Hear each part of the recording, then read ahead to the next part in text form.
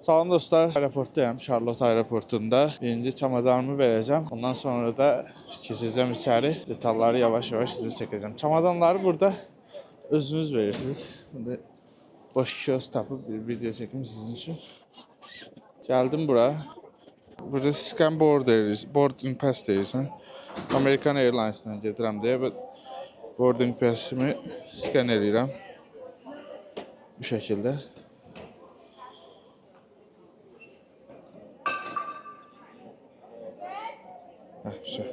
Scan elədi. Burada accept. No. Print boarding pass eləyəcəm. Check back. Bu var məndə. Bu TSA pre-check dedi. Keçən dəfə demişik.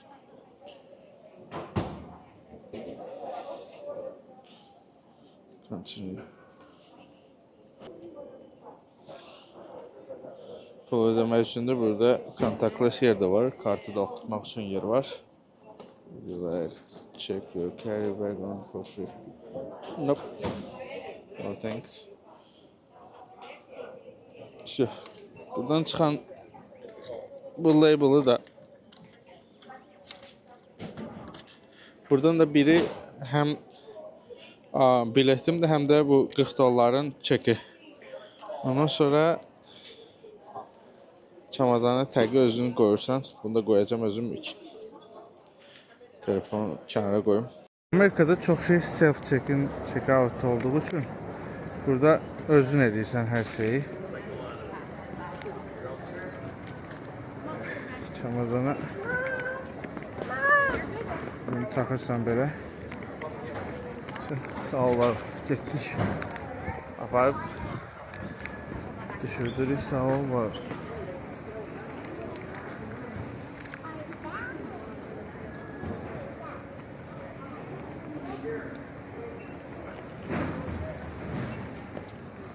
Çamadanımı verdim, indi gedirəm TSA pre-check'ə. TSA pre-check bu barədə əvvəlki videoda da demişdim. Normal pre-check'lərdən fərqlidir. Yəni normal o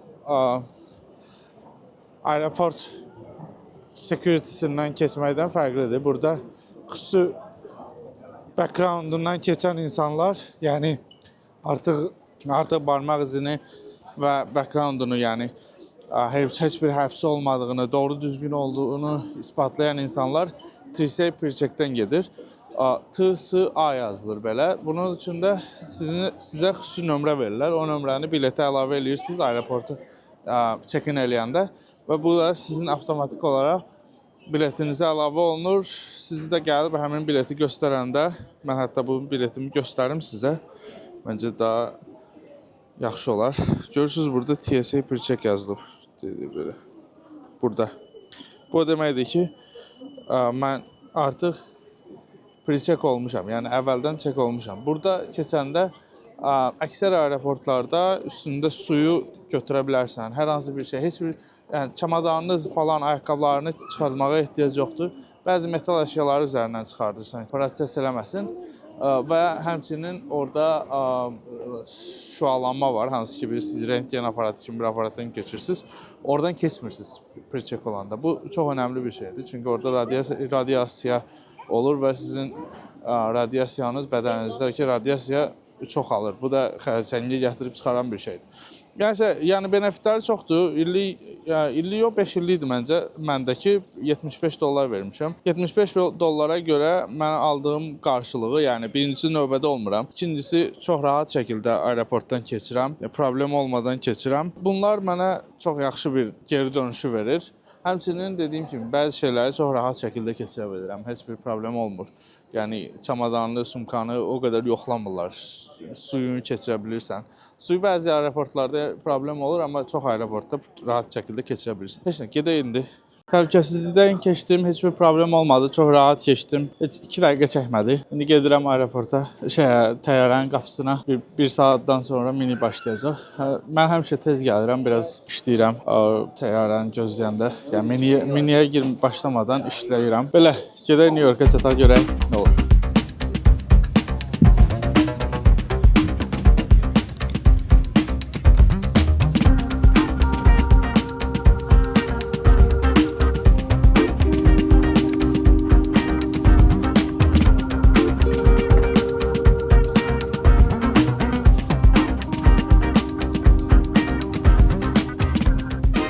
Hələ indicə təyyarədən endim. 1 saat 20 dəqiqə idi uçuşum və gəldim, çatdım LaGuardia aeroportuna. Gedirəm bagaj götürməyə. Çox qəşəng qar yağıb çöldə. Arada qar görmək xoşlayıram.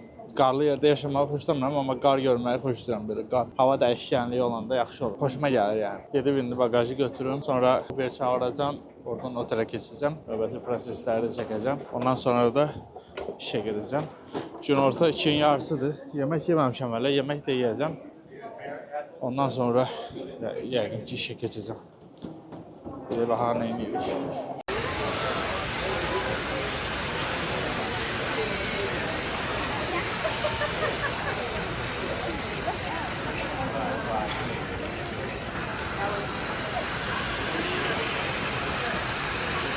Aeroportda qəşəng su şousu var. Uber şoförləri burada belə gəlib parkovkada, qarajdır bura. Uber, Lyft, mən Lyft sifariş elədim. Bu arada 4 dəqiqəyə çatır. Ümumi raid 62.99. LaGuardia aeroportundan Times Square-ə gedirəm. Otelim Times Square-dadır. 62.99. 63 dollar. 27 dəqiqəlik yoldur. Martin is here. Bu maşını tapmalıyam. 5 dəqiqəyə tərpənir. Baxaq görək Martin hardadır. Yukon, GMC Yukon.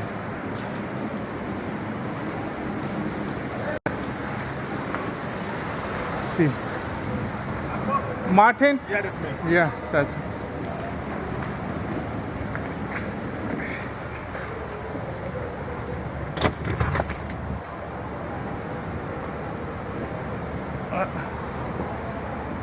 You want to close it? Cool. Hey man, how you doing? Good, good.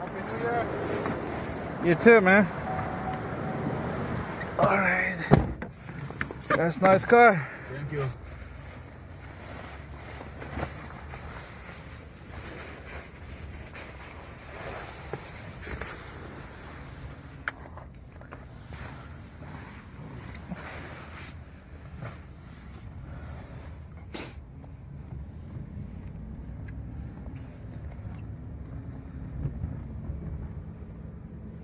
Otelim 36-cı küçədədir. Belə bir çox da busy olmayan küçədir. Times Square 10 dəqiqə piyada yoldur.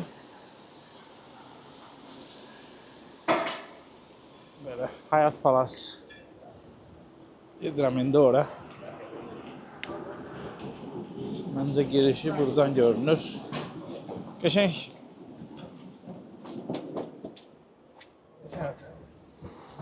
Oops.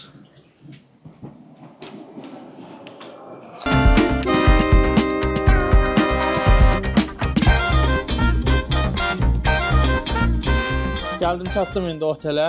İndicə giriş elədim, saat 3-ün yarısı olur. Uber şoförü çox yaxşı adam idi. Belə PhD oxuyurdu IT üzrə. Buradakı həyatdan, iqtisadiyyatdan, siyasətdən danışdı. Fərqli şeydən çox belə savadlı Uber şoförü idi. Yəni mənim gördüyüm çox nadir Uber şoförlərindəndir ki, savadlıdır, hətta ingilis dili bilən yəni.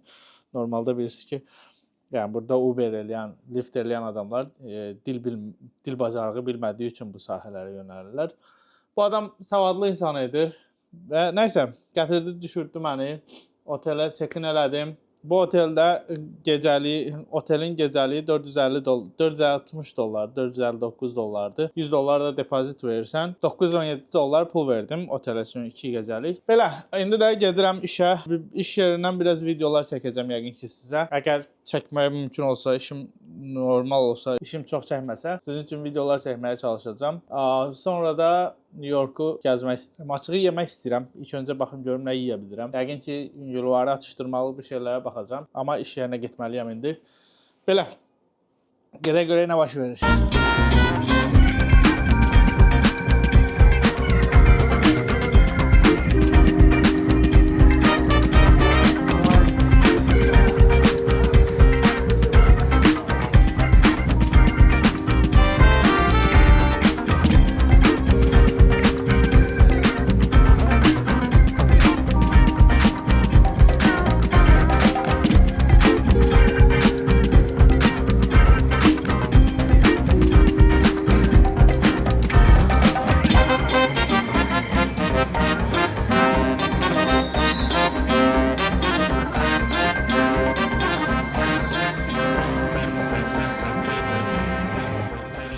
Yeməğim gəldi. Dönər sifariş elədim, Alman dönəri. Keçən dəfə bunu sifariş edəndə bu içindəki bu şeylər kələmdir səhv eləmirəmsə. Bunları çıxartmışdım, indi yadımdan çıxdı. Bu iş yerimə yaxın yerdədir. Dönər German dönər kebab deyilə bir adı var. GDK.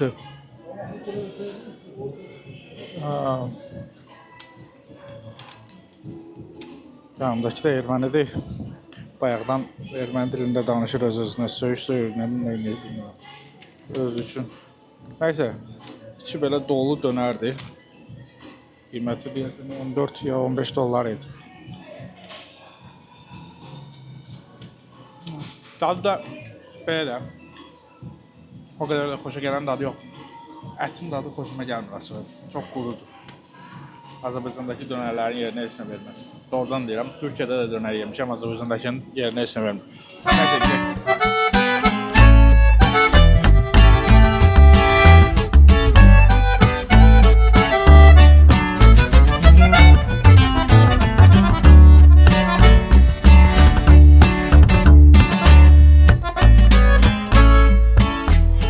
Dönəri biraz yerindən sonra dadı yaxşılaşır, o mayonezin dadı gələndən sonra.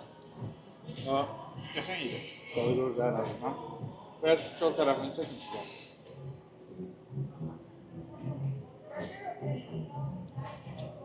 Mənzərə burada belədir. Tam orada orada Rockefeller'ın binası var. Bu binanın arkasında. Əvvəldən burada olsun da qalmışlar. Mənim binamdan baxanda birbaşa Rockefeller'ın binası görünürdü. Mən də Rockefeller. Burada da belə arxitəkturası qəşəng binalar var.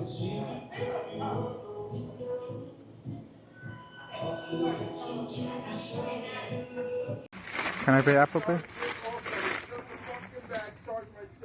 I'm gonna walk back because I'm gonna leave my bag right here. Let anything go missing. The police will be here. Right? Check my receipt out. And that means everything should be right. Thank you. Thank you. My time card was stolen that night. And half that shit ain't make my fucking bag and those water bottles, especially the wooden one and the I Love New York one and the glasses. Don't yell at me. I'm not. Qırğındır içəridə. I'm not yelling you. I say you. Döyüşdava gedir. Burada suvenir zat satırlar mağazada. Mən də suvenir almağa girmişdim. Qırğındır yəni. Yo.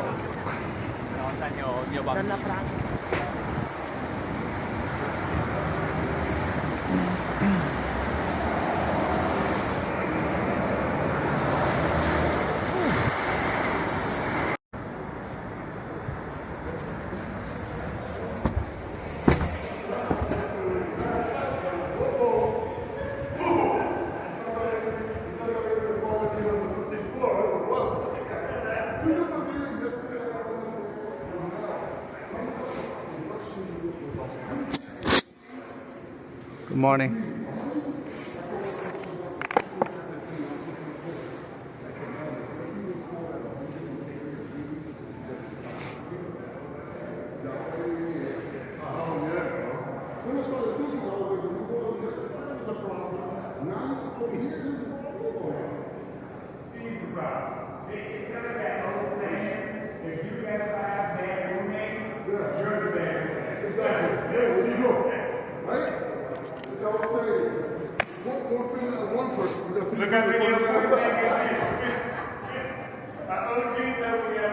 Burada hal-hazırda təmir gedir. Yeni binadır. Mənim avadanlıqlarım. Good morning. How you doing, man? I'm gonna work here. Oops.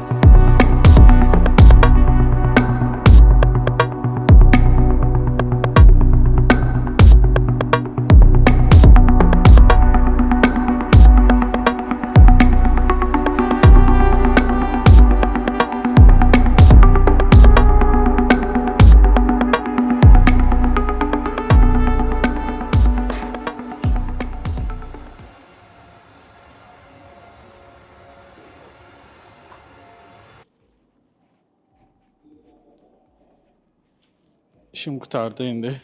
Gedirəm Times Square-ə, biraz Times Square-də gəzim. Həm də elə iş yerindən Times Square-ə qədər sizin üçün yolu çəkim. Keçək arxaya. Burası iş yerimdə 6-cı Avenue ilə Broadway-in yanındadır. Arasında daha doğrusu.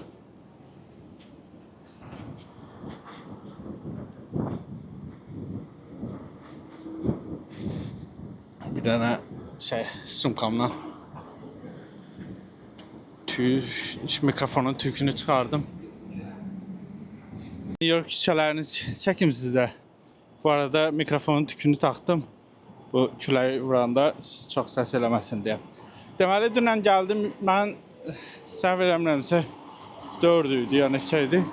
Gün ortadan sonra yəni gəldim oteldən bura. Dünən mənim o bayaq gördüyünüz o kabellər gəlməmişdi. Tam yox idi düzgün kabellər. Nəysə bu gün gəldi çıxdı. Bunları qoşdum. Səhər saat 10-da gəldim. 2 saat da olmadı. 2 saat yarımdan biraz çox müddətə həll elədim. İşim qurtardı. Bir dənə printer gətirəcəklər. Gəlib onu quraşdıracağam. Əslində quraşdıracaqlar özləri. Sadəcə əmin olmalıyam ki, onların interneti var. Bu arada bura metrodur. Burada CVS. Hal-hazırda gəldiyim küçə Broadway'dir. Times Square-ə keçir. Bura həmişə bu dəmir quru yəni strukturun altındadır. Bilmirəm yuxarıda inşaat gedir yoxsa həmişə belədir. Amma nə vaxt görsən bu dəmir struktur buradadır. Biraz Times Square görün. Çox soyuqdur. Dəhşət soyuqdur. Ya zaten insanların geyimindən görürsünüz. Yəni başı açıq gəzmək çox çətindir yəni. Əziyyətlidir. Donuram. Burada küçədə hər tində baxın belə halal foodlar verirlər. Görürsünüz halal yazısı ilə. Bunlar ya ərəblərdir, ya türklərdir. Bütün orta yaxın şərq buradadır. Ölkəsindən qaçan buradadır.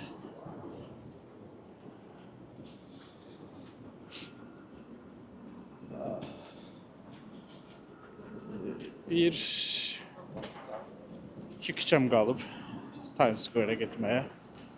Amerikanın başqa yerində bax belə kiosklar görə bilməzsiniz. Yəni mümkün deyil ki, hardasa belə bardaq kimi bazarlıq eləyən yer görürsünüz. Yəni küçə alveri görəsiniz. Yəni çox çətin olar. Soyuqdan danışamam. Los Angeles'da biraz okean kənarı yerlərdə var. Dondum. Ya bu qışda New York çox çətindir. Keçən dəfə mən gələndə belə soyuq yox idi. Keçən dəfə var idi, onun əvvəlkində yox idi.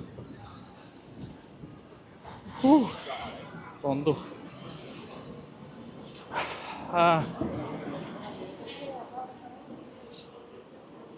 Nə deyirdim yazdım açıqdır. Yəni o küçədəki o alış-verişi görmək çox çətindir. Aha, nə işə satırlar? Sigaret satır, smoke, weed.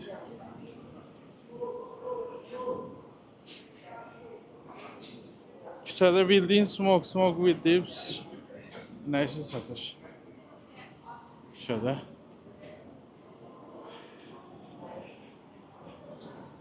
Yəqin ki, qabaqda bir yerdə satılır. Belə küçədə şahmat oynayan da var. Biraz o tərəfdən çəkəcəm.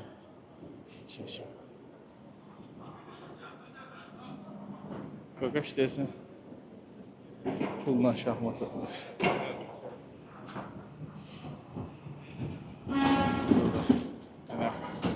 Halal food kioskları.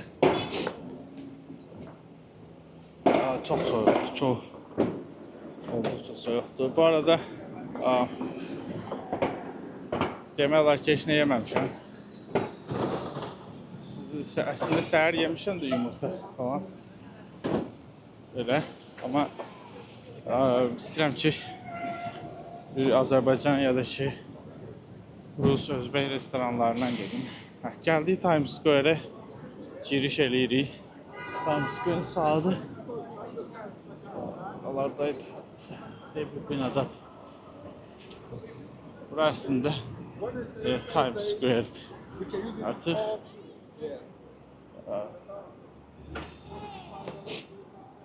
Times Square Broadway və 7th Avenue'nun, yəni 7-ci Avenue'nun birləşdiyi yerdədir. Ya da buradan ayrılır deyək.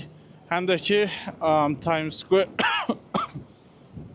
Square'də də əsas olan o küçə 44-cü, 45-ci, 46-cı küçələrdir. Bu üç küçə əsas burada. Dondum. Əsasən buradadır. Yəni bunların olduğu yerdə yerləşir. Biraz ətrafı çəkək sizlə.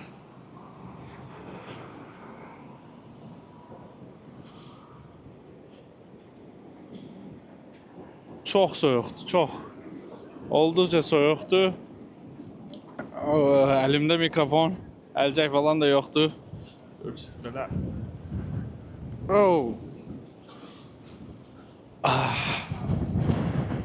Bir də Times Square-in üzerindən geçək, bağlayacağım videonu, sonra davam eləyərəm başqa bir yerdə. Yəni olduqca soyuqdur.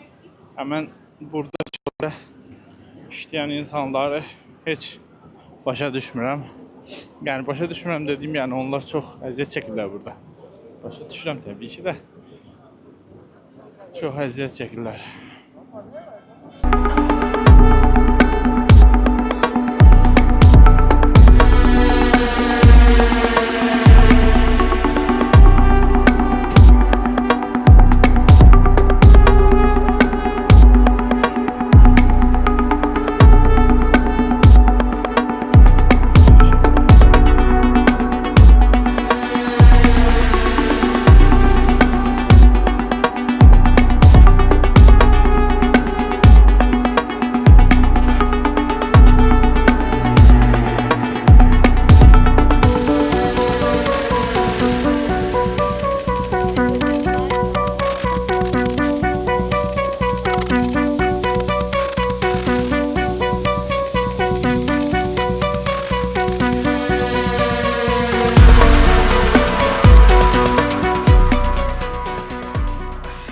Bu Times Square'da bir reklamın, hər hansı bir gördüyünüz bu reklamın qiyməti 5.000-dən 50.000 arasında dəyişir. Yəni bəzi reklamlar daha çoxdur, amma indicə Google elədim. 5.000 və 50.000 arasında dəyişir. Təsəvvür edin, bir günlük bu arada. Yəni bir gün özdə görürsünüz də bir reklam göstərmir. Yəni bu Levi'sin özünündür, öz reklamını qoyub, amma burada fərqli reklamlar görürsünüz, hər dəfə dəyişir. Bu dəyişən reklamlar, baxın, yəni bunlar bir günlük 50.000 də, 5.000 də ola bilər, 50.000 də. Yəqin ki, bayram mövsümündə bu 100.000-ə və ya daha çox məbləğlərə gəlib çıxır bir günlük.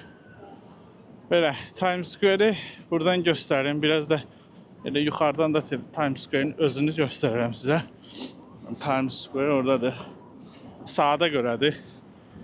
Yəni, çünki yeni il falan orada saat 12 olanda o saat çan deyirlər də, məncə Azərbaycan dilində çanları çalır. Dan belə. Yəni hər 12-də, hər axşam çalır yəni. Hər axşam 12-də keçən dəfə mən oteldə qalan. Düz bu binanın altında o Vict yazılan yerin altındakı oteldə qalırdım. Orada həmin yerdə. Orada qalanda mən gəlmişdim 12-yə bir 5-10 dəqiqə qalanda.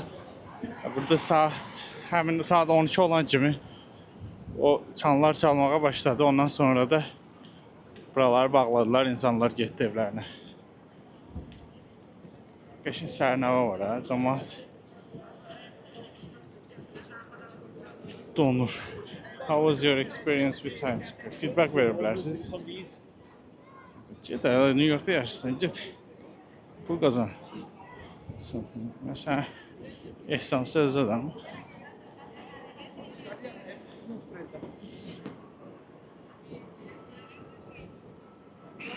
Amerikan göbəndə yaşayır, mənə deyir, yeməyi pulmuş.